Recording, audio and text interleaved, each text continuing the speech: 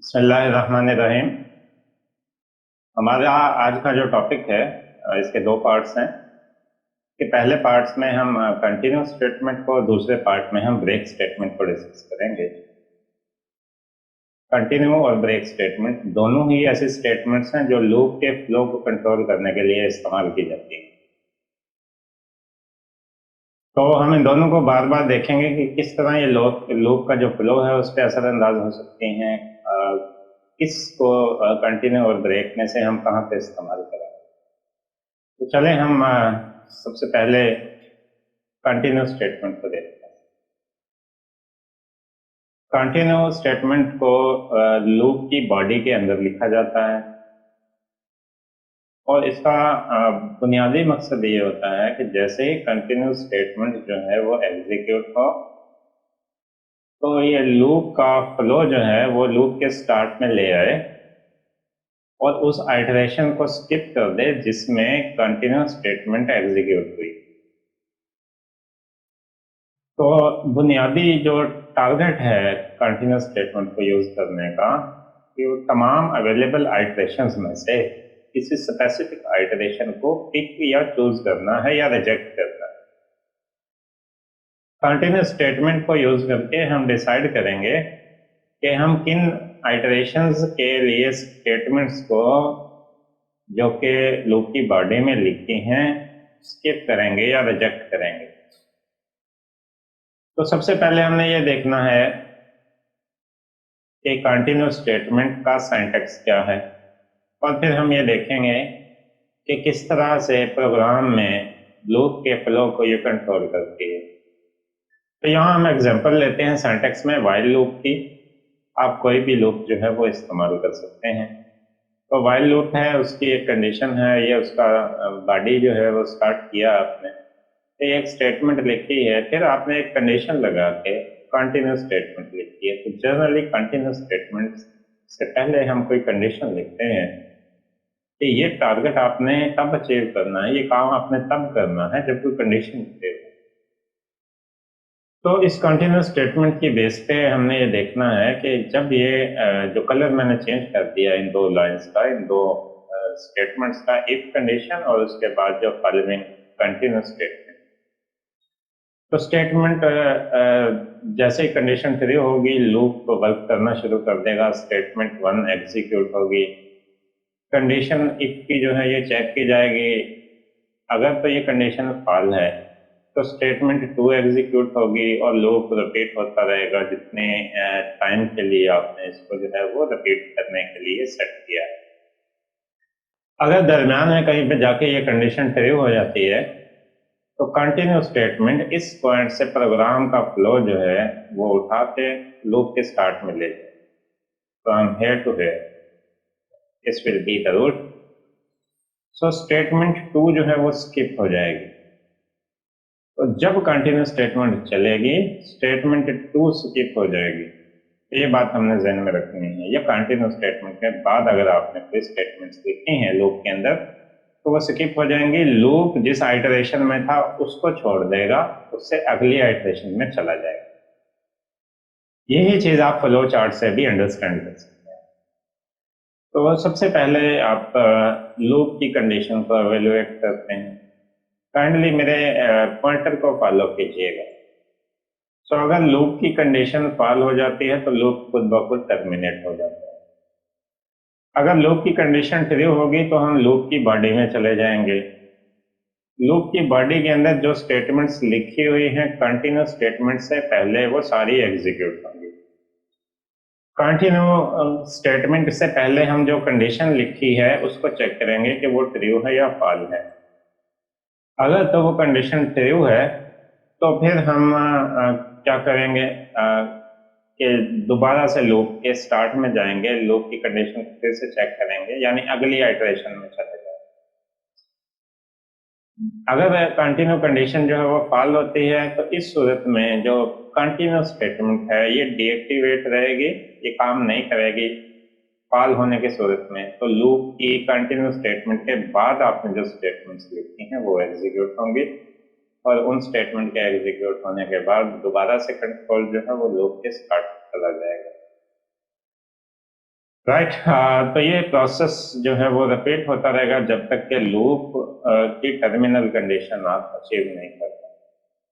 तो इस तरह बहुत सिंपल है। जैसे ही कंटिन्यू स्टेटमेंट के लिए आपने जो कंडीशन लिखी है वो ट्रू होगी, तो कंटिन्यू के बाद वाली स्टेटमेंट चलने के बजाय प्रोग्राम का कंट्रोल लूप के स्टार्ट में चला जाए। इसी चीज को अंडरस्टैंड करने के लिए हम कुछ एग्जाम्पल्स भी देखते हैं। तो पहली एग्जाम्पल है हमारे पास, write a program that inputs a number from the user using for loop. User से फॉर लूप की हेल्प से नंबर ले, it display the number if it is greater than zero. अगर नंबर जीरो से बड़ा हो तो ये उसको डिस्प्ले कर दे, otherwise it inputs next number using continue statement. अगर वो नंबर जो है वो जीरो से बड़ा ना हो तो डिस्प्ले करने के बजाय यूजर से दोबारा इनपुट ले। तो ये प्रोग्राम जो है वो हम लिखते हैं जी। तो एक्स को ये फॉर लूप से शुरू किया, एक्स हमारा काउंटर वेरिएबल है, इसको आपने 1 से शुरू किया, एक्स पे आपने 5 आइटरेशन की कंडीशन लगाई है। इस प्रोग्राम में आइटरेशन की तादाद की कोई लिमिट नहीं है, आप चाहे 5 की जगह जो मर्जी नंबर लो। और काउंटर वेरिएबल को आप 1 स्टेप से इंक्रीज कर रहे हैं using increment statement x plus plus. ये आपने फॉर लूप की बॉडी को शुरू किया। तो यहाँ पे सी आउट करके आपने यूजर को कहा कि नंबर एंटर कर दे, और सी इन करके आपने कंपाइलर से कहा कि वो यूजर से नंबर ले। तो इस तरह नंबर को वो वैल्यू मिल जाएगी जो यूजर ने एंटर की। अब लूप की बॉडी के अंदर ही हमने एक कंडीशन लगाई है, if number is less or equal to zero. अगर number less or equal to zero हो, हमें कौन सा नंबर डिस्प्ले करवाना है, जो ग्रेटर देन जीरो हो। तो अगर नंबर जीरो हो या जीरो से लेस हो, नेगेटिव नंबर हो, तो ये कंडीशन ट्रू हो जाए और ये कंटिन्यू स्टेटमेंट चले, बजाय वो नंबर डिस्प्ले होने के जो कि उसके बाद आने वाले सी आउट स्टेटमेंट ने डिस्प्ले करना था, इस स्टेटमेंट ने डिस्प्ले करना था। कंटिन्यू स्टेटमेंट प्रोग्राम का कंट्रोल यहां से लेगी और यहां ले जाएगी इस पॉइंट से डायरेक्ट इधर, तो इसके बाद आने वाली ये जो स्टेटमेंट है ये स्किप कर जाएगी। राइट, ठीक है। तो स्क्रीन पे कुछ भी प्रिंट नहीं होगा, लूप की जो आइटरेशन चल चुकी है, इसके बाद अगली आइटरेशन चल जाएगी। ठीक है, इसको शायद ऐसे समझने में थोड़ी सी दुश्वारी आई हो आपको। हम एग्जांपल लेके देखते हैं, नंबर वैल्यू लेके देखते हैं।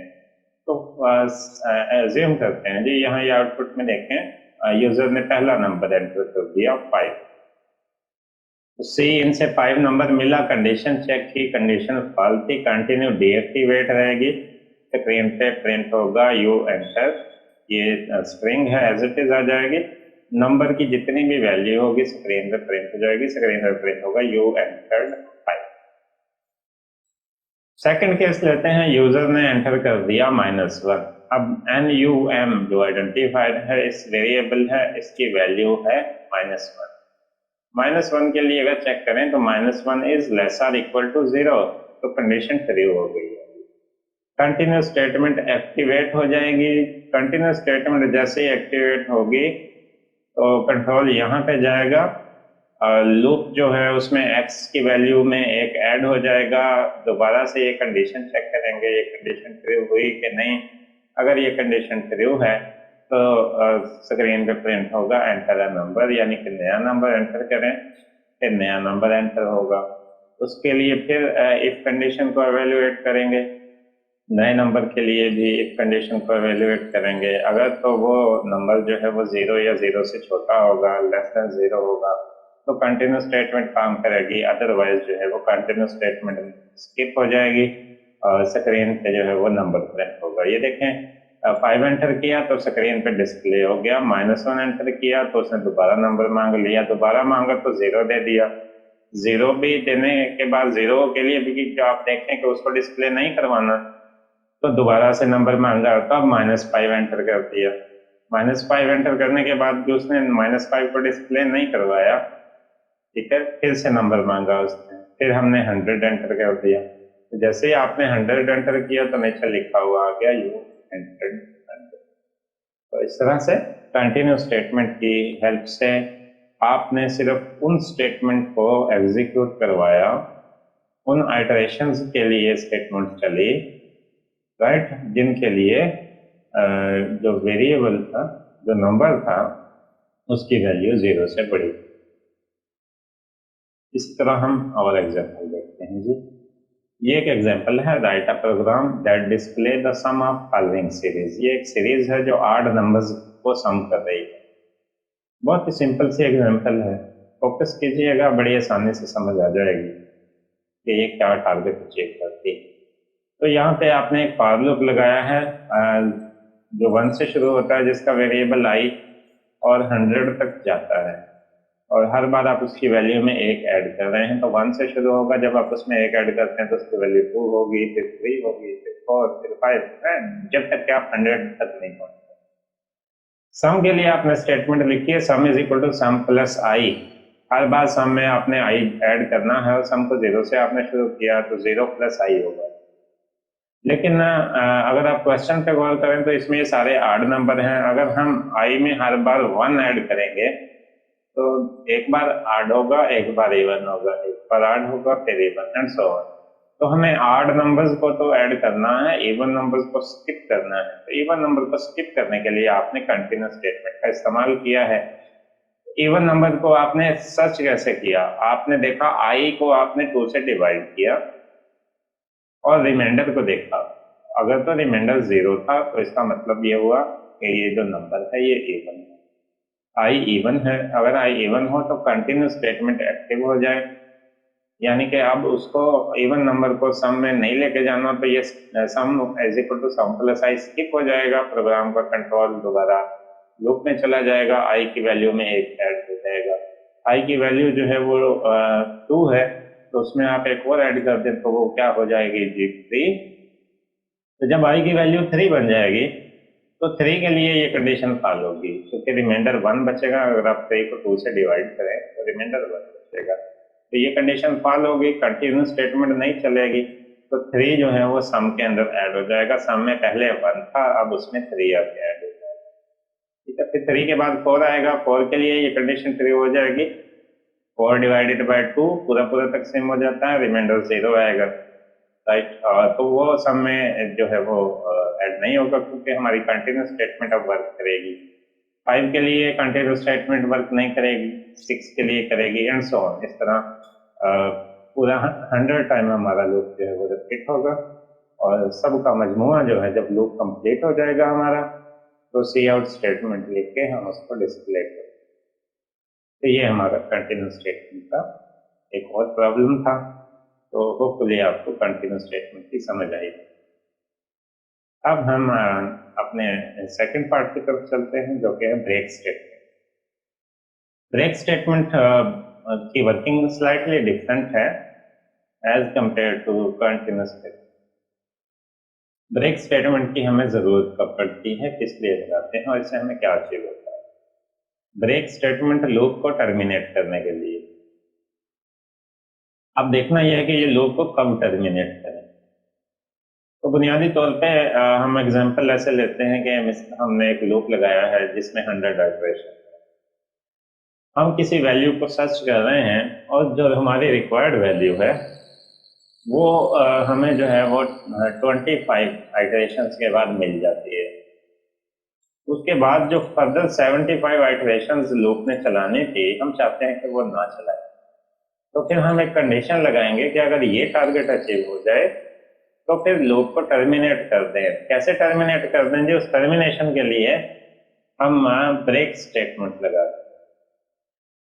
तो किसी खास कंडीशन के ट्रू होने की सूरत में रिमेनिंग आइटरेशंस को स्किप करने के लिए हम ब्रेक स्टेटमेंट का इस्तेमाल करते हैं। सिंटैक्स बिल्कुल सिमिलर है जैसे कि कंटिन्यूस स्टेटमेंट का था, उसी तरह लूप लगेगा, उसी तरह स्टेटमेंट्स लिखे जाएंगे, फिर एक कंडीशन लगाई जाएगी और condition is followed by the break statement, और उसके बाद रिमेनिंग स्टेटमेंट जो है वो लूप की बॉडी में लिखी जाएगी। तो ये सिंटैक्स है जी हमारे पास। तो ये ब्रेक स्टेटमेंट आपने लगाई है, तो उससे पहले एक कंडीशन है। तो अगर ये कंडीशन ट्रू हो जाए तो लूप को टर्मिनेट कर दे। हमारा टारगेट ये है कि अगर ब्रेक से लिखे इससे पहले लिखी हुई कंडीशन ट्रू हो जाए तो लूप को टर्मिनेट कर। ठीक, इसी चीज को आप फ्लो चार्ट से भी अंडरस्टैंड कर सकते हैं कि ये लूप की आप एंटर हुए लूप में लूप की कंडीशन को आपने चेक किया, अगर कंडीशन ट्रू है तो फिर आपने ब्रेक की कंडीशन को चेक किया, अगर ब्रेक की कंडीशन ट्रू है तो आप लूप से एग्जिट कर जाए। अगर ब्रेक की कंडीशन जो है वो फॉल है तो आप बॉडी के अंदर रहें और लूप अपनी नॉर्मल वर्किंग करता रहे, रिमेनिंग जो उसकी आइटरेशन है लूप की, लूप अपनी रिमेनिंग आइटरेशन जो है वो चलाता रहे एंड सो ऑन।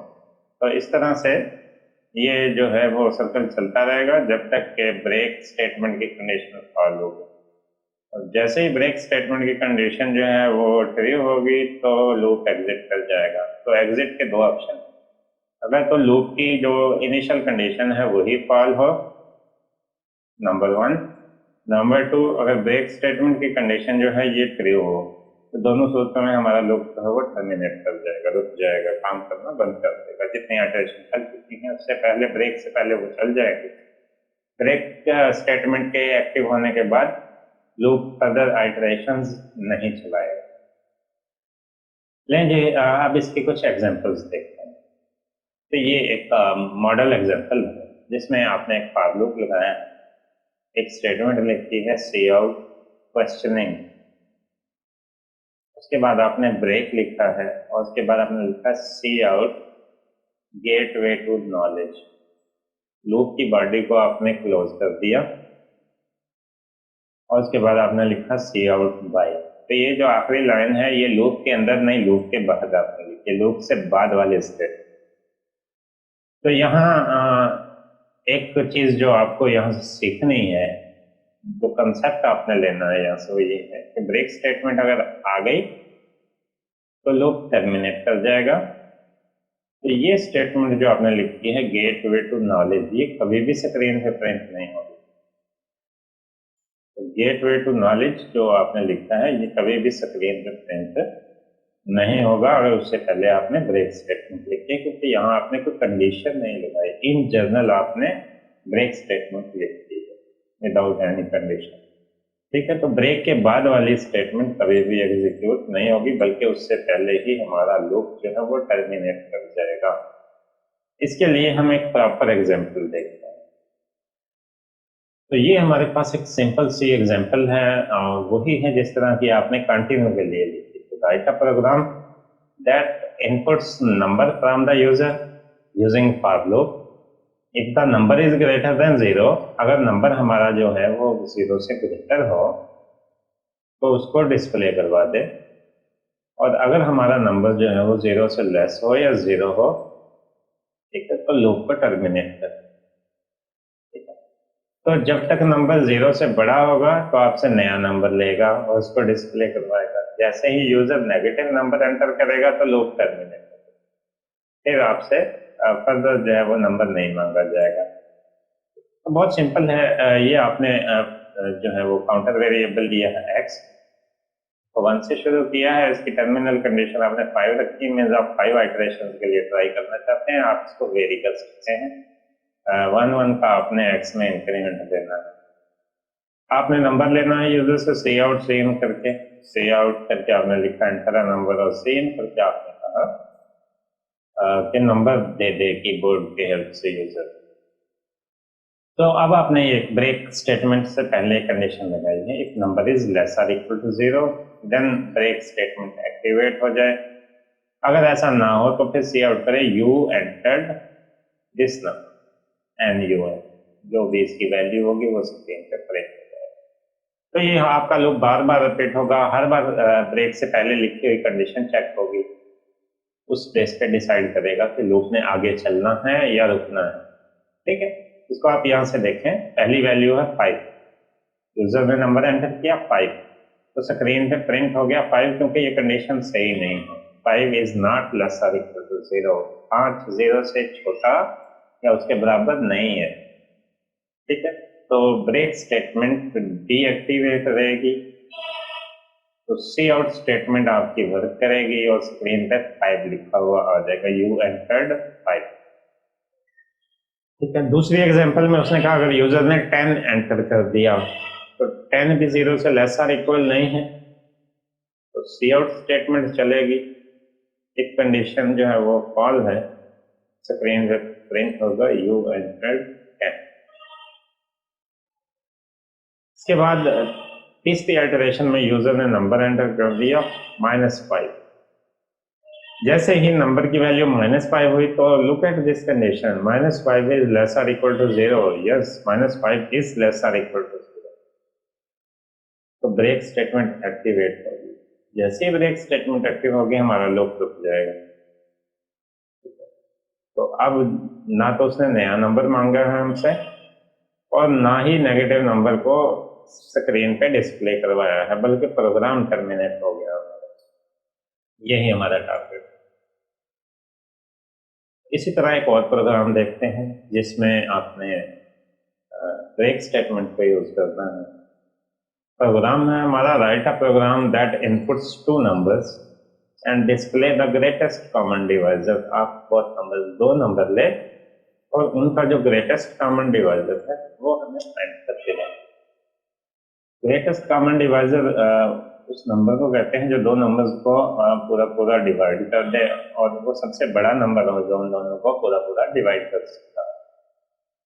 तो सिंपल टारगेट है ये, स्टेप बाय स्टेप अगर प्रोग्राम को देखें 2 नंबर पहले तो इनपुट के तौर पे लेने हैं आपने, या आप दोनों नंबर्स ले लेंगे, फिर आपने उनका कॉमन डिवाइजर फाइंड करना है। और अगर आपको डिवाइजर मिल जाए तो फिर आपने फर्दर चेक नहीं करना, लूप को टर्मिनेट कर देना। तो टर्मिनेशन के लिए आप जो है वो ब्रेक स्टेटमेंट को इस्तेमाल करेंगे। तो आइए सबसे पहले हम सी इन सी आउट करके दोनों नंबर्स की वैल्यू लेते हैं। तो हमने नंबर्स के नाम रखे हैं n1 और n2 और डिवाइजर का ग्रेटेस्ट कॉमन डिवाइजर का नाम रखा है d। तो हमने यूजर को कहा एंटर फर्स्ट नंबर, यूजर ने n1 की वैल्यू एंटर कर दी, हमने सी इन करके उसको रीड कर दिया। हमने यूजर को कहा enter the second number, cin n2 करके हमने उसकी वैल्यू भी ले ली। यहाँ पे कंडीशनल ऑपरेटर लगा के d को एक वैल्यू असाइन की है, n1 और n2 में से जो छोटा होगा हम उससे शुरू करेंगे। n1 और n2 जो 2 नंबर यूजर ने दिए हैं उनमें से हम देखेंगे जो स्मॉलर होगा वो उसको हम इनिशियली असाइन कर देंगे d को। ठीक है, हम उससे चेक करना शुरू करेंगे ताकि हमें कम आइटरेशंस दरकार हो कॉमन डिवाइजर सर्च कर। तो कंडीशनल ऑपरेटर में हमने लिखा d इज इक्वल टू, पहले कंडीशन लगाई n1 is less than n2। अगर n1 लेस देन n2 हो तो d is equal to n1 हो। अगर n1 is not less than n2 हो तो d is equal to n2 हो। तो n1 या n2 में से जो छोटा होगा वो d को चला जाएगा। ठीक है, अगर कंडीशन ट्रू होगी तो इसका मतलब n1 छोटा है तो वो d की वैल्यू होगी। अगर कंडीशन फॉल होगी तो इसका मतलब n2 छोटा है, वो d को चला। अब आते हैं असल टास्क की तरफ। ये हमने एक लूप लगाया है, d को आप वैल्यू पहले से असाइन कर चुके हैं इसलिए लूप के अंदर इनिशियलाइज नहीं किया। कंडीशन लगाई है d ग्रेटर और इक्वल टू 1। ग्रेटर और इक्वल टू 1 इसलिए लिखा है कि 1 ऐसा नंबर है जो तमाम नंबर्स को डिवाइड कर देता है पूरा। ठीक है, तो 1 से आप पीछे क्या जाएंगे, यानी कि आखिरी ऑप्शन आपके पास 1 ही होता है जो 2 नंबर्स का कॉमन मिनिमम कॉमन डिवाइजर होता है, सबसे छोटा कॉमन डिवाइजर होता है अगर पॉसिबल ही हो। तो आपने यहाँ पे इफ लिखा है ब्रेक स्टेटमेंट से पहले, d की वैल्यू जो है आपने सबसे छोटे नंबर से शुरू की, उसको एक एक स्टेप करके आपने कम करते जाए।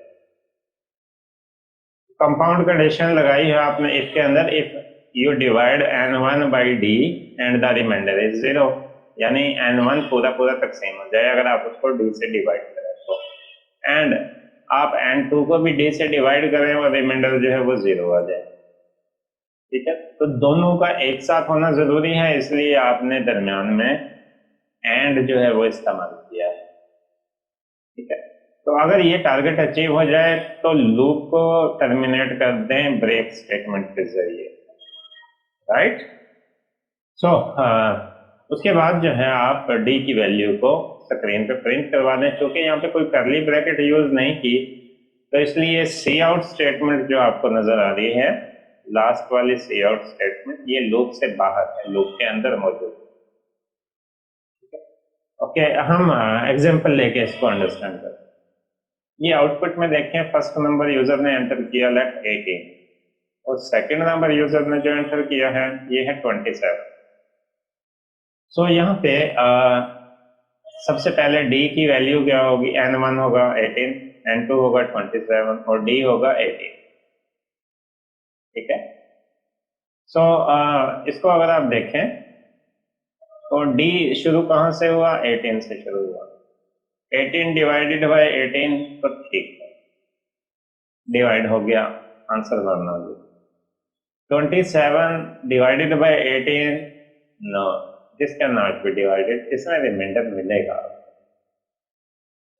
इसका मतलब 18 तो कॉमन डिवाइजर नहीं। तो उस सूरत में तो हमारी इफ कंडीशन जो है वो ट्रू नहीं हुई, फॉल हुई, तो ब्रेक स्टेटमेंट एग्जीक्यूट नहीं हो। क्या होगा, डी की वैल्यू से एक स्टेप हम कम कर देंगे डिक्रीमेंट ऑपरेटर के जरिए। डी की वैल्यू जो है वो 18 से कम होकर 17 बन जाएगी। हम दोनों को डिवाइड करके देखेंगे, 17 ना तो 18 को पूरा पूरा डिवाइड करता है ना 27 को। ठीक है, हमारी कंडीशन अब भी फॉल रहेगी, राइट। हम दोबारा डी की वैल्यू में से एक माइनस करेंगे, तो डी की वैल्यू अब बनेगी 16। 16 भी ना 18 को डिवाइड करता है ना 27 को, इसी तरह ना 15 करता है, ना 14 करता है, ना 13 करता है, ना 12 करता है, ना 11 करता है, ना 10 पूरा पूरा डिवाइड करता है। 9 एक ऐसा नंबर आया इस सर्च के दौरान ऑटोमेटिकली, जो 18 को भी पूरा पूरा डिवाइड करता है और 27 को भी पूरा पूरा डिवाइड करता है। तो 9 जैसे ही आया तो यहाँ पे देखें n1 है 18, इसको आपने डिवाइड किया 9 से, 9 इंटू 2 18, पूरा पूरा डिवाइड हो गया, रिमाइंडर बचा 0। दूसरा नंबर है आपके पास 27, उसको आपने 9 से डिवाइड किया, 9 इंटू 3 27, पूरा पूरा डिवाइड हो गया, रिमाइंडर इज 0। ओके, सो ये कंडीशन ट्रू हो गई। कंडीशन के बाद आपने लिखा ब्रेक, तो नंबर आपको मिल गया ग्रेटेस्ट कॉमन डिवाइजर। तो इसके बाद फर्दर क्या सर्च करना है, नथिंग। सो लूप को आप ब्रेक स्टेटमेंट के जरिए टर्मिनेट कर दें। लूप ब्रेक हो गया, लूप टर्मिनेट हो गया, तो जैसे लूप टर्मिनेट होगा तो ये सी आउट स्टेटमेंट स्क्रीन पे प्रिंट हो जाएगी, greatest common divisor of n1 and n2 is d। d की आखिरी जो वैल्यू होगी जिसके लिए इफ कंडीशन ट्रू हुई थी वो स्क्रीन पे प्रिंट हो जाए और लूप टर्मिनेट हो जाए। ये हमारी डिस्कशन है जी ब्रेक स्टेटमेंट के बारे में। होपफुली आपने इसको अंडरस्टैंड किया होगा। Thank you for watching this lecture. अगर आपके जहन में कोई क्वेश्चन हो तो आप अभी भी पूछ सकते हैं, आप बाद में भी व्हाट्सएप ग्रुप्स में भी पूछ सकते हैं, यूट्यूब के कमेंट सेक्शन में भी पूछ सकते हैं। Okay, so you are open for the questions. तो आप में से किसी के जहन में कोई क्वेश्चन हो तो आप पूछ जी, योर माइक्स आर ओपन।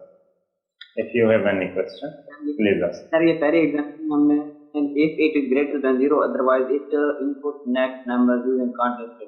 लेकिन सर इसमें हमने जो कंडीशन लगाई है उसमें जो for x is equal to 1 and x is greater or equal to 5, less or equal to 5। हाँ, टर्मिनल कंडीशन में आप कोई भी नंबर लिख सकते हैं, डिपेंड करता है आप डिपेंड कर सकते हैं। और हाँ बिल्कुल, ये आपकी मर्जी है ऐसन, ये आपकी चॉइस है कि आप कितनी बार चेक करना चाहते हैं।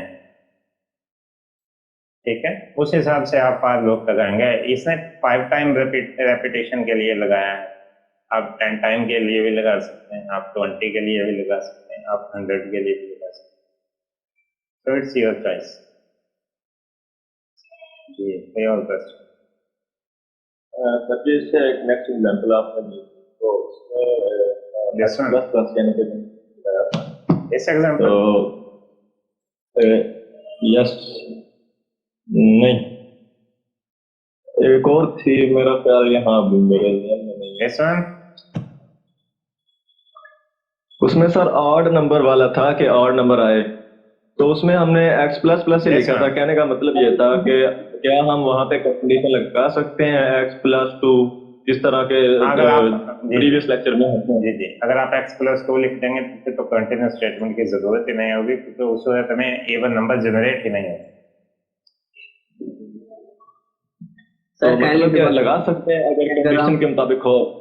हाँ लगा सकते हैं, तो उस सूरत में फिर कंटिन्यू लगाने की जरूरत नहीं रहेगी, बिल्कुल हो सकता है। ठीक है सर। जी कोई और क्वेश्चन? आजम अमीन। सर पॉइंट बता दें सर, ये हम लिखा है कॉन्टिन्यूस एंड ब्रेक। कॉन्टिन्यूस में सर क्या होगा कि प्रोग्राम आगे चलता रहेगा और ब्रेक में स्टॉप हो जाएगा, या इसमें कोई और भी? जी जी लिसन, कंटिन्यू जैसे ही एक्टिवेट होगी तो जो आइटरेशन चल रही थी वो स्किप होगी, ठीक है। ब्रेक स्टेटमेंट जब एक्टिवेट होगी तो वो लूप को बिल्कुल रोक देगी, यस सर। ठीक है। कंटिन्यू स्टेटमेंट जैसे ही एक्टिव होगी तो कंटिन्यू के बाद में जो भी कुछ लिखा हुआ है वो स्किप हो जाएगा और लूप अगली आइटरेशन में चला जाएगा, आई की वैल्यू चेंज हो जाएगी। ठीक है। जी बेटा कोई और क्वेश्चन? और ब्रेक में सर बिल्कुल ब्रेक में रुक जाएगा, लूप खत्म हो जाएगा, लूप चलना बंद कर देगा। जी ठीक। जी कोई और क्वेश्चन हो आपके ज़हन में? Anyone? सर ये कंडीशन जो है इसके अलावा कोई और यूज हो सकती है, मतलब बिल्कुल, मेन बिल्कुल। कंट्रोल तो कंडीशन ही डिसाइड कर रही है। बिल्कुल हो सकती है, आप इफ एल्स भी यूज कर सकते हैं, नो रिस्ट्रिक्शन। ये सर जो कंटिन्यू से पहले या ब्रेक से पहले जो आती है हमारे पास कंडीशन सर, जो डिसाइड करती है भी कंटिन्यू के पास जाना है या नहीं जाना, ब्रेक करना है या नहीं करना, हाँ उस कंडीशन एग्जैक्टली, की बात हाँ कर। कंडीशन आप इफ लगा लें, इफ एल्स लगा लें, इफ एल्स लगा लें, प्रॉब्लम की कम्प्लेक्सिटी पे डिपेंड करता है कि आपको कौन सी लगानी पड़ेगी। अगर आपको सिंगल कंडीशन एवेल्युएट करनी है तो सबसे आसान सिंपल ऑप्शन इफ का ही है, ठीक है। अदरवाइज जो है वो फर्क नहीं पड़ता, आप कोई भी लगा सकते हैं। Okay sir, thank you. जी कोई और जी हम क्वेश्चन? कंटिन्यू और ब्रेक स्टेटमेंट दोनों में यही करते हैं कि अगर स्टेटमेंट जो है ना वो ट्रू नहीं होती तो फर्स्ट स्टेप पे चले जाते हैं। ब्रेक नहीं। में भी यही है या कंटिन्यू में भी यही है, तो डिफरेंस नहीं। क्या आया? नहीं आपको समझने में गलती हुई थोड़ी सी। ब्रेक स्टेटमेंट में लूप टर्मिनेट होता है, फर्स्ट स्टेटमेंट पे नहीं जाते आप, लूप की पहली लाइन पे नहीं जाते, लूप को रोक देते हैं। कंटिन्यू में आप नेक्स्ट आइटरेशन पे जाते हैं। ठीक हो गया सर। जी बेटा कोई और क्वेश्चन? ठीक। सर कॉन्टिन्यूस प्रोग्राम जो आपने अभी प्रोग्राम खोली थी एग्जाम्पल, उसमें सर वो कहता है कि जो है ना नंबर ऐड करने आई की वैल्यू जो रखनी है हमने 8 रखनी है, यस लेकिन वहाँ पर जो 100 है वो तो इवन आ रहा है, तो अगर उसको इंटर करेंगे तो आई लेस, उसने कंडीशन दी है इक्वल नहीं किया बल्कि कहा है कि आई लेस देन 100। Less than. जब 100 करें जी सम में तो सर वो तो इवन में चला जाएगा फिर। जी जी इवन को आपकी स्टेटमेंट स्किप करेगी खुद ब खुद चेक करके। किस तरह सर? जी सर वो इवन जो होगा तो किस तरह? दोबारा पूछिएगा बेटा। सर कॉन्टिन्यूस, सर वो कॉन्टिन्यूस की थी, यानी कि प्रोग्राम है जो ना कॉन्टिन्यूस वाला आखिरी प्रोग्राम, उसकी बात कर रहा हूँ। अगर वो यानी कि अगर हम सम में ऐड करते हैं क्योंकि उसने कंडीशन लिखी है कि आई जो है लेस देन 100 होना चाहिए, इक्वल भी नहीं होना चाहिए। यस तो जब हम इसमें ऐड करेंगे और सीक्वेंस भी ऐड रखना है तो ये तो सर 100 जब ऐड करेंगे वो नहीं नहीं इसमें 100 ऐड 100 तक तो लिसन मैक्सिमम मैं बताता हूँ, इसमें 100 ऐड नहीं करना। हाँ सॉरी सर, यानी कि 100 से लेस रहना है। हाँ 1 और तो 100 even के नहीं हो दरमियान, जाएगा। 1 और 100 के दरमियान में जितने आड नंबर्स हैं उनको जमा करना है, तो 99 तक जो है आप check 99 और सर जो सम है, सम 0 रहना हमेशा। ये लिखा हुआ अप टू 100, 1 से शुरू करें और 100 तक जाए, दरमियान में जितने आड नंबर्स हैं उनको जमा करना है, जी सर। ठीक है। तो आप 100 तो पे जाएंगे ही नहीं, आखिरी आड नंबर 99 है, 100 से पहले आप 99 पे आपका प्रोग्राम रुक जाए। ठीक है, और जो सर ये आउटपुट है ये सम ऑफ ऑड नंबर्स है। Yes this is sum of all the odd numbers. ठीक है। जी एनी अदर क्वेश्चन?